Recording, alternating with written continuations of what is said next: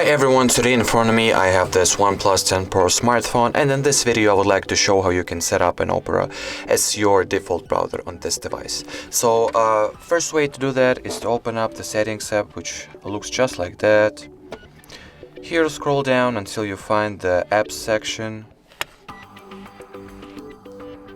In the app section just go for the default apps category, and here in the browser app just choose Opera. And you're all set. From now on the default browser for your device is Opera.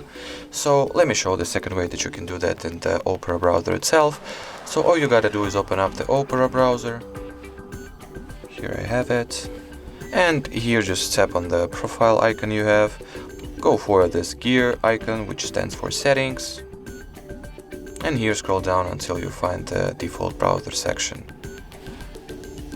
Tap on it, next, choose Opera and set as default.